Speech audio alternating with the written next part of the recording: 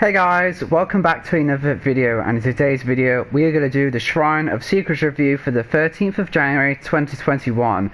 First of all, I want to apologise about last video. I know that my throat was really bad and it's nothing serious. It was just, I guess, I'd been talking a lot. I don't actually like to talk, but when I do talk a lot, it's raised my voice. I also had to re-record that video like 3 times because I kept messing the intro up, so I'm sorry that was probably a nightmare to watch. It was definitely a nightmare to go back and edit, and I'm sorry that that video could have been better, so I am sorry about that. But I have got a drink next to me this time, so hopefully it won't be that bad, but you never know. So this is the series where we go over the Shrine of Secrets in Dead by Daylight. There's 2 killer perks and 2 survivor perks. We go over what they do, how they work, how they change as you tier the perk up, what characters they come with, and at the end I'll give my thoughts on which ones you should buy with shards. However, this is not forcing you to buy them or anything. You don't have to buy any, you don't even have to listen to me. I'm just using my knowledge of the game on both roles to kind of influence your choice, you know. And sometimes I won't recommend any perks to buy. I'll be like, they're all trash, don't get any, save them up. We definitely have some interesting picks this week, but still not great, but I'll go over that now. So,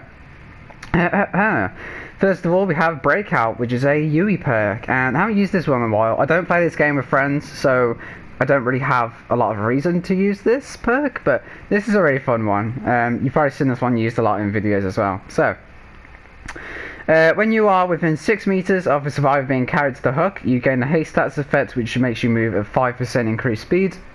Clearing my throat already, good lord. At tier 2, this is 6% speed, and tier 3 is 7%.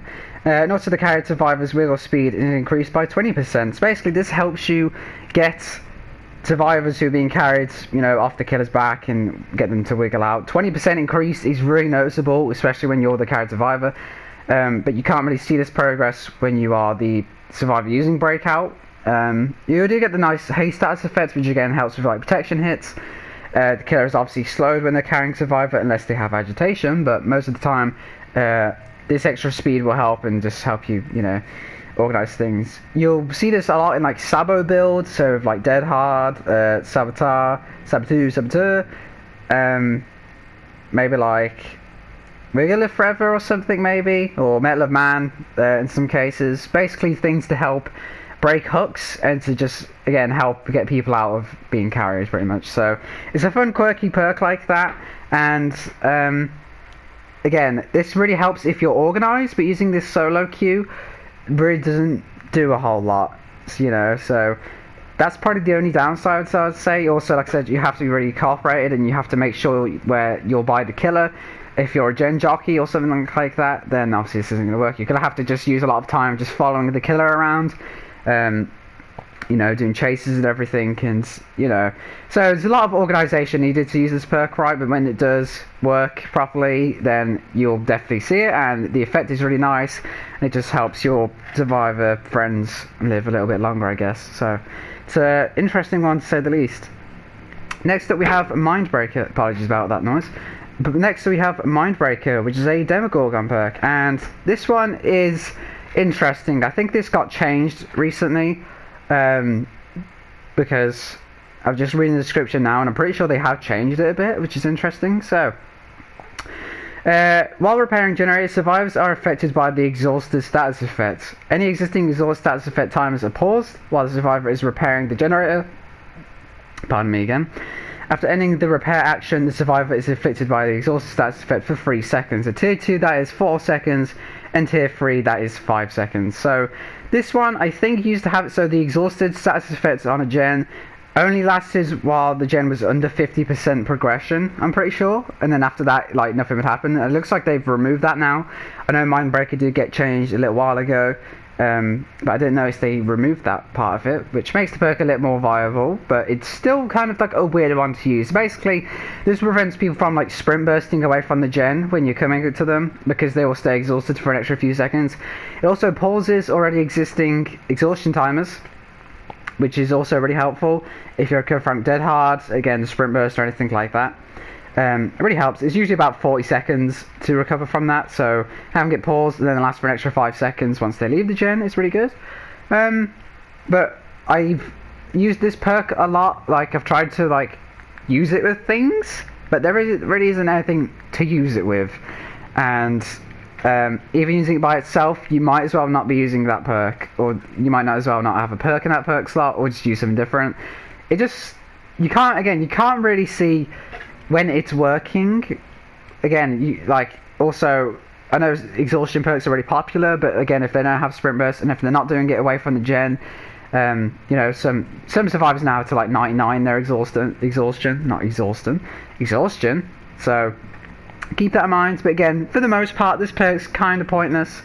I would like to see some changes. I don't really know what changes they would do, maybe, but like, it's an interesting, you know, it's not terrible. You can definitely get this to work.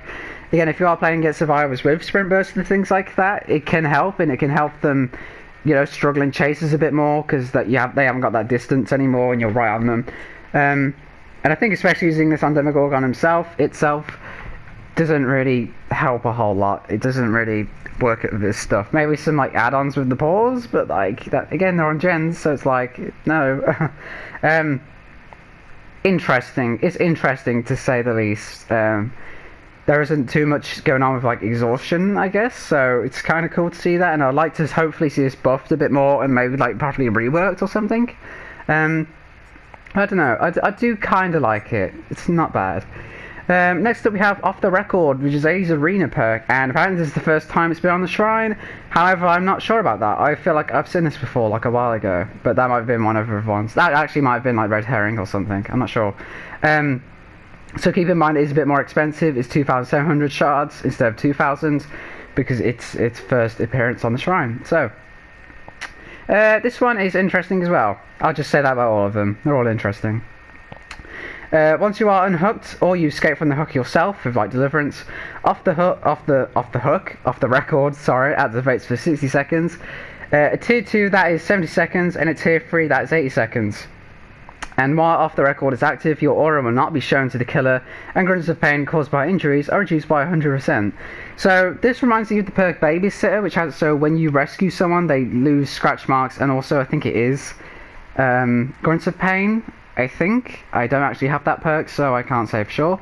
But this is kind of a version of that. Once you get rescued, either by getting rescued by someone else, or you unhook yourself with deliverance, or just, you know, 4%ing or whatever. Yeah, you don't make any grunts of pain like I will, and that stays 100% across all versions of the perk, so you don't have to worry about that. And also, interestingly, it doesn't show your aura to the killer, which I also think Babysitter does, or unless that has it so it shows you the killer's aura. Though for Babysitter, I think it has it so you see each other's aura, because Distortion also, I think, lets you... No, not Distortion, Breakdown. Breakdown lets you see the killer's aura when you get rescued. So I guess you could combine it with that maybe as well. And you know, I used this for a while. I am a Zarina main, so I use this a lot. And I gotta say, it's definitely fun to use. It's really good if you're, you know, getting rescued and the killer's right there. So if like getting farmed, for example, you can quickly go hide in a bush, I think, and like heal myself in the bush. Works quite well. Again, the aura thing is also interesting, but most of the time, like, I literally always forget that's part of the perk. I always just think it's like, you don't leave scratch marks as well, but that's not, that's Babysitter. That part's kind of weird. Again, for 80 seconds you don't see the aura, so if they have barbecue, a bit of murmur, nurses calling maybe even. Actually, yeah, nurses calling, that could be good. I guess you can make some plays of that. But yeah, I know a lot of people just prefer to use Iron Will, because that Iron Will just stays consistent as long as you're injured. This only lasts for 8 seconds, and it only happens when you get unhooked. And again, if you do get healed quickly, like with like Will Make It, then obviously the grunts of part pain won't really happen at all, you know. And also, obviously, you do have to get rescued for this. So maybe you'd want to use something that kind of prevents you getting hooked in the first place. But I think this is a fun one. I think this is definitely something to like get used to. Again, I use this quite a lot, and I feel like it does help. You know, it also lets you do gens and stuff silently. It's like if you don't want to waste the time to heal, basically, you can just get on with stuff. You don't have to worry about making noise or being shown by barbecue and other things like that. I like it. I think more people need to use it. And again, this could maybe get changed, but I think for now it's still really good. And like I said, I'm not just saying that because I'm a Zarina main, but I actually do really like this perk. So give it a chance, I would say. Give it a chance. And finally, we have Predator, which is not very good. And this is a Wraith perk. All of Wraith's perks, sorry, are tracking perks. So that's just kind of consistent. And this one basically lets scratch marks spawn closer. So it says slightly, it's tier 2 that says moderately, and then tier 3 it says considerably. And I don't actually know the statistics of that because it just uses the word. It doesn't actually use numbers. It just literally says slightly, moderately, and considerably. So not very helpful in that regard. But this one just has it so scratch marks normally go up like walls and trees and things like that. It basically will make it more of a straight line and it will kind of highlight them a bit more, I think. I don't know if that's just because they're close together or not, but I always think when I use this perk that they look brighter.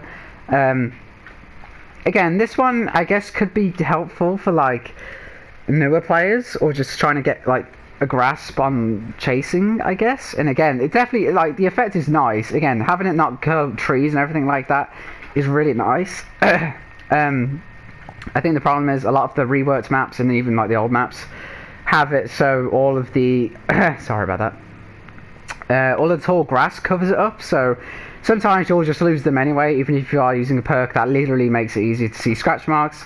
Yeah, I still feel like I can barely find scratch marks as it is, and especially with the tall grass and everything, it definitely makes it harder. And again, this perk is kind of weird. It's good in some situations.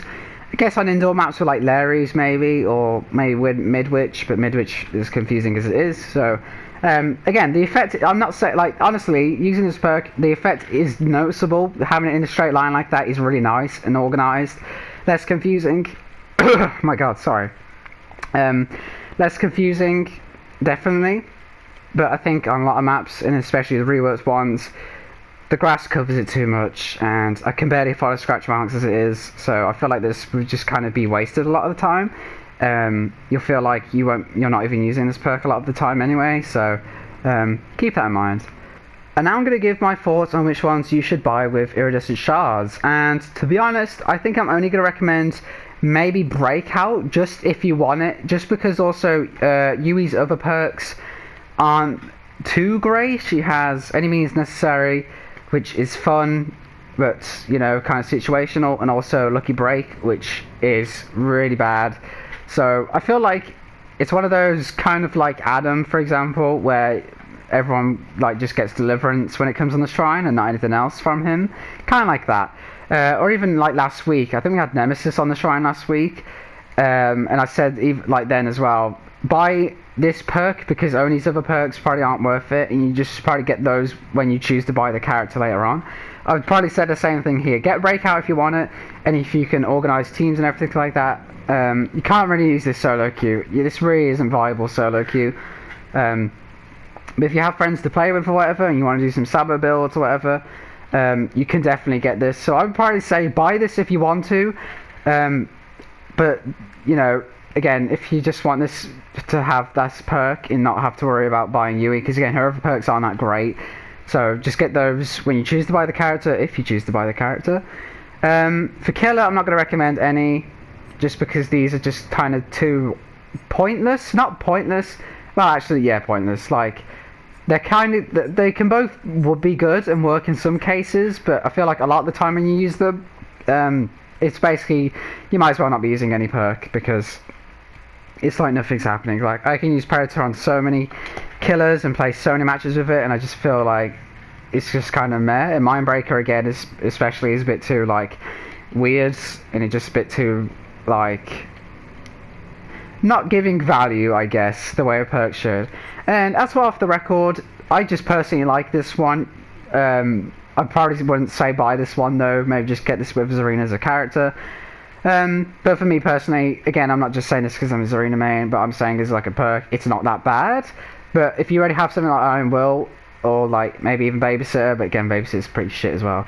But like, you know, this one's kind of alright, you know. But again, I personally just really love using this perk, so Do with that what you will. And that's going to be it for this video. Yeah, again, definitely interesting variety this week, but actual content wise, they're not that great. Even Breakout is kind of like but like I would say out of these, get this. But if you don't want to get that or anything, then I would probably say for the most part, save it. Save your shards. Maybe buy one of these perks if you already own it for blood points, which is probably what I'll do in a minute anyway. And just save them for next week, you know. Save them up for an outfit or something, I don't know. You be you. So that's going to do it for this video. I hope you enjoyed, and I will see you in the next one.